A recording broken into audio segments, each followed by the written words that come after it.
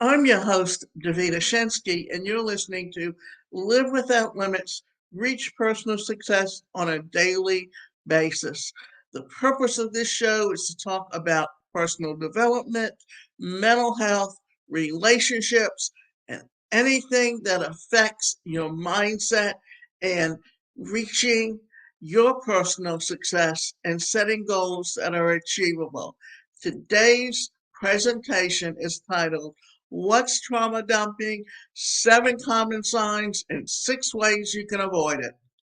One thing about experiencing trauma is the fact that it demands to be addressed. Otherwise, it haunts us for a very long time. Most of us turn to our friends and families as venting outlets. However, there is a blurry line between venting and trauma dumping. Sadly, not many people as are well aware of what trauma dumping is. This results in them unknowingly pushing away the people they love. So, here are some ways that you can identify trauma dumping to avoid doing it and end up on the receiving end. But first things first, what is trauma dumping? Trauma dumping is the act of unloading one's emotional or psychological trauma onto someone who, without their consent or appropriate boundaries being established, this can occur in many different contexts, such as in relationships or social media or even in casual conversation.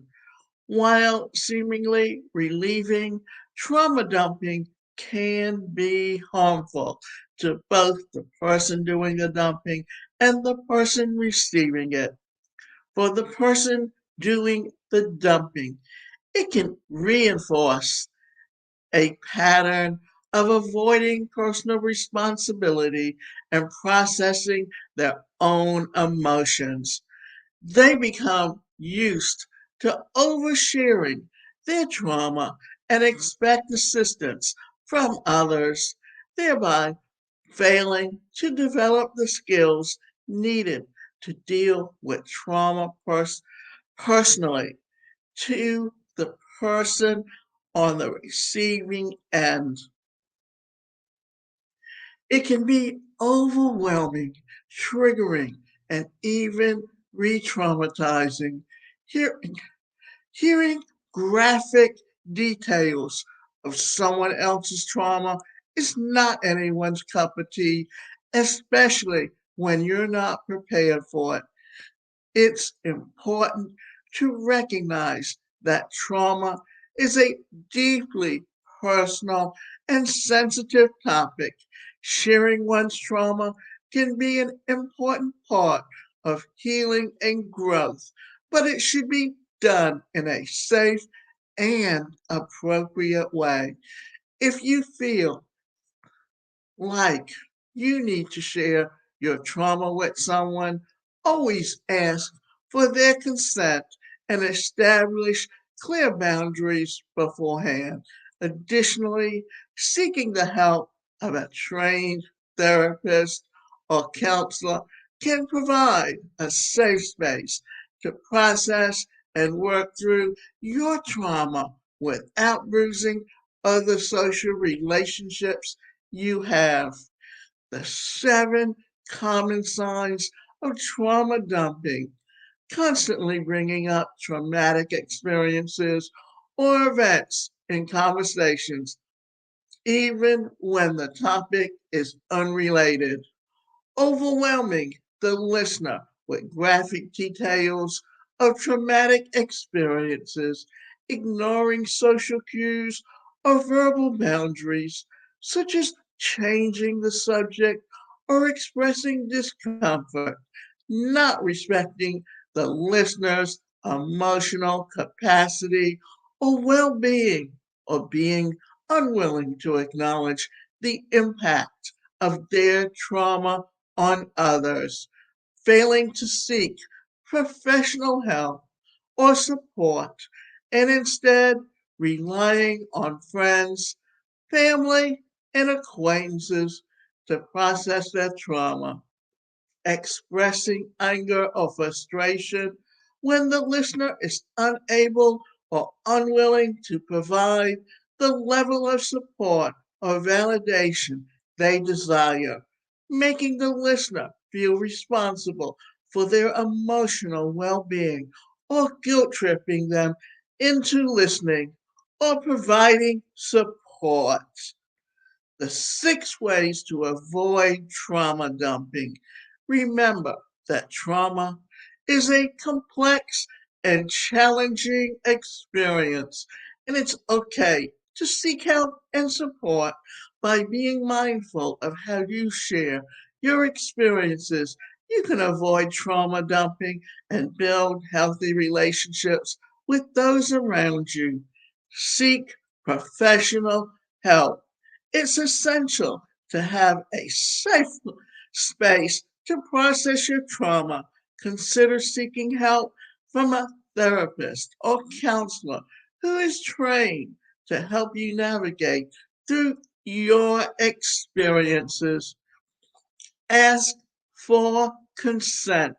Before sharing your experiences with someone, make sure they are open to listening. Ask if it's okay to share and let them know that they can set boundaries if they feel uncomfortable. Pace yourself, take breaks, and avoid overwhelming the listener with too much information at once. Try to share our experiences in small increments over time. Use I statements. When talking about your experience, use I statements to focus on your own emotions and reasons. I feel that. I did. I reacted. Now, when you hear these are the beginnings, so finish up the sentences that say, I feel that I was unappreciated. I did not get along with my family members.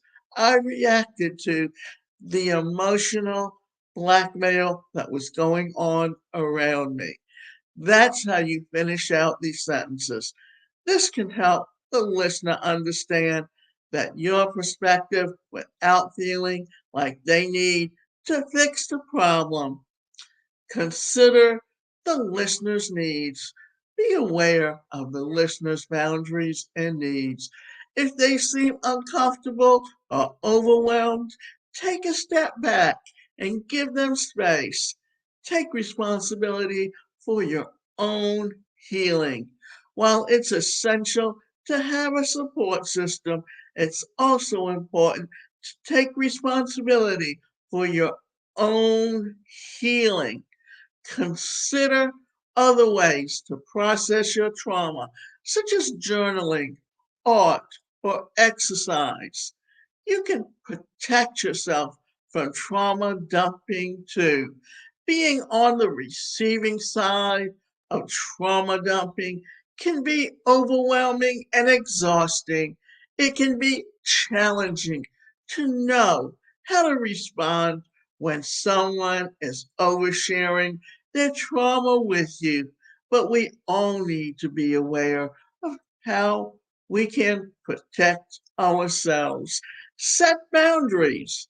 It's crucial to establish your boundaries and communicate them clearly with the person who is sharing their trauma. Let them know that while you know and want to support them, you have your limits to what you can handle.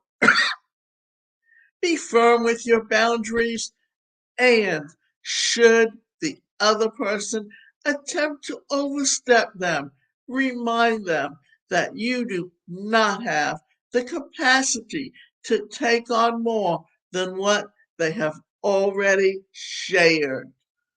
Encourage professional help. When you notice that someone has a lot bothering them and they can use someone, also encourage them to seek professional help. If they attempt to unload their trauma on you, remind them that although you would like to help, you do not have the capacity. Then go on to point them in the direction of resources like therapy or counseling. Thanks to technology, these are becoming widely available and can be accessed even online. Trauma dumping can happen to all of us, and there is a possibility that we can find ourselves on either side of the coin. It is important to pay attention and to know that we can handle stress and trauma so that we avoid burdening those around us. In addition to seeking help, we can adopt some lifestyle challenges that help us take responsibility of our healing.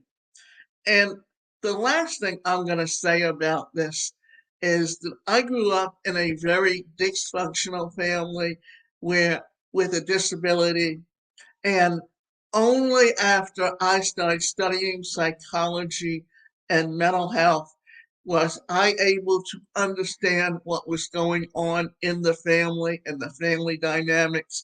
But because of my background, I knew people that were friends of mine who had a background. So it was easy for me to talk to them because I knew they had the training to help me. Therefore, my suggestion to you is if you're talking to someone and they don't understand or have the background to be able to advise you, the best thing you can do is seek out help from someone who knows how to help you to deal with those emotions that you're feeling at that moment.